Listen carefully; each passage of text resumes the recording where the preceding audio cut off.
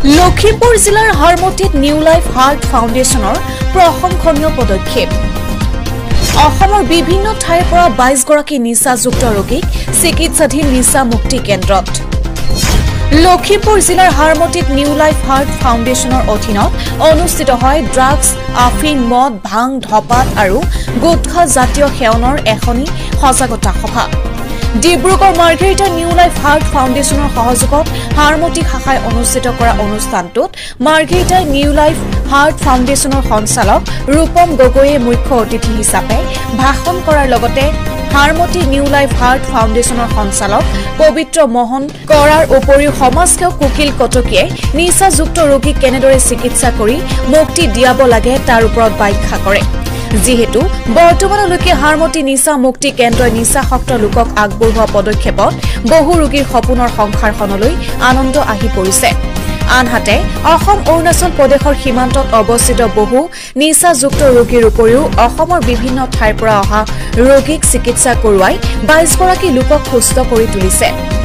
উল্লেখযোগ্য যে বৰ্তমান অসমৰ বিভিন্ন সমস্যাৰ লগতে শেহতীয়াকৈ নিউ লাইফ হাৰ্ট ফাউণ্ডেশ্যন অথবা স্বেচ্ছাসেৱী অনুষ্ঠানটোৱে লোৱা পদক্ষেপত বহু ৰোগীৰ বাবে নিউ লাইফ হাৰ্ট ফাউণ্ডেশ্যন পৰিয়ালে ৰোগীসকলক এনে কাৰ্যৰ বাবে আয়োজক মণ্ডলীয়ে আহ্বান জনোৱা তাৎপৰ্যপূৰ্ণ ৰাইজৰ পৰাও আশীৰ্বাদ গ্ৰহণ কৰে। পোনপ্ৰথমে সাংবাদিক বন্ধুসকলক মই ধন্যবাদ জনাইছোঁ, যিহেতু আমাৰ এই নিউ লাইফ হাৰ্ট ফাউণ্ডেশ্যন হাৰমতিত যোনটো ৰিহেবিলিটেশ্যন চেণ্টাৰ আছে ইয়াত অহাৰ বাবে বহুত বহুত ধন্যবাদ জনাইছোঁ। যিহেতু ইয়াত এই হাৰমতি নিচিনা অঞ্চলত বহুত নিচা কৰা যুৱক যুৱতী আছে আজিও,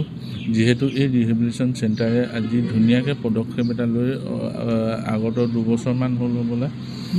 3 বছৰ হ'ল, যে বহুত নৱপ্ৰজন্ম আৰু লগতে যুৱক যুৱতীসকলক এটা ধুনীয়া ৰাস্তা দেখাইছে, যোনটোৱে ধৰক আপোনাৰ নিচা কেলে কৰিব নালাগে, কি কথা, যে নিচা কৰিলে যে ঘৰৰ মানুহ যে ধৰক কষ্ট পায়, দুখ কষ্ট পায়, সেইবাবে তেখেতসকলে যাতে এই ৰিহেবিলিটেশ্যন চেণ্টাৰতে আহি যাতে যোনে নিচা কৰিছে, অকল নিচা মানে অকল ড্ৰাগছ বুলি নহয়, ধৰক এলকহল আৰু বহুত নানা ধৰণৰ নিচা আছে, তেখেতসকলে যাতে ধুনীয়াকৈ নিজৰ জীৱনটো আগলৈ ধুনীয়াকৈ নিব পাৰে, তাৰ কামনাৰে আজি এই পাব্লিক এৱাৰনেছ মিটিং ইয়াত নিউ লাইফ হাৰ্ট ফাউণ্ডেশ্যনত দিয়া হৈছে। বিশেষকৈ আমাৰ সমাজত এটা বেয়া মেছেজ এটা মানে প্ৰচলিত হৈ থাকে, যে অকল মানুহৰ মনত এটা ভাৱ যে নিচা কৰিলেহে যে মানুহ ফূৰ্তি কৰিব পাৰে, নিচা কৰিলেহে যিকোনো ধৰণৰ অনুষ্ঠান প্ৰতিষ্ঠান পাতিব পাৰে, এনেধৰণৰ এটা নিগেটিভ এটা মেছেজ আমাৰ সমাজত চলি থাকে। কিন্তু সেই কথাটো নহয়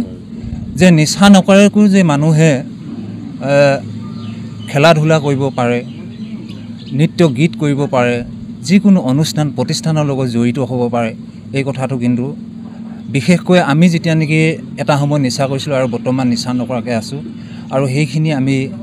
ইতিমধ্যে আমি প্ৰত্যেকটো অনুষ্ঠান প্ৰতিষ্ঠানৰ লগত আমি জড়িত হওঁ, নৃত্য কৰোঁ, নাচ কৰোঁ। আৰু আপোনালোকে জানি ভাল পাব, ইয়াত থকা যিমানকেইজন ব্যক্তি আছে প্ৰত্যেকেই এটা সময়ত গৈ পিনি নিচা কৰিছিলে, কিন্তু আজিৰ দিনত তেখেতলোকে নিচা নকৰাকৈ সুন্দৰভাৱে সমাজখনৰ লগত যেনেধৰণে পৰিচালিত হৈ থাকিবলৈ সুন্দৰভাৱে তেখেতলোকে থাকিবলৈ সক্ষম হৈছে। গতিকেলৈ মই এই হাৰমতি ৰাইজলৈ এটাই অনুৰোধ, যে যিসকল ব্যক্তিয়ে বৰ্তমানো যে নিচা আসক্ত হৈ আছে, আৰু তেখেতসকলৰ প্ৰতি এটাই অনুৰোধ যে আপোনালোকে নিচা যিকোনো এটা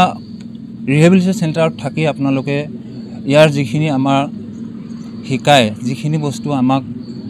জানিবলগীয়া কথাখিনি কোৱা হয়, আৰু সেই কথাখিনি যদি আমি সুন্দৰভাৱে লোৱা হয় তেতিয়াহ'লে নিশ্চয় নিচাৰ পৰা আঁতৰত থাকিব পাৰিব। গতিকেলৈ মোৰ ক'বলগীয়া।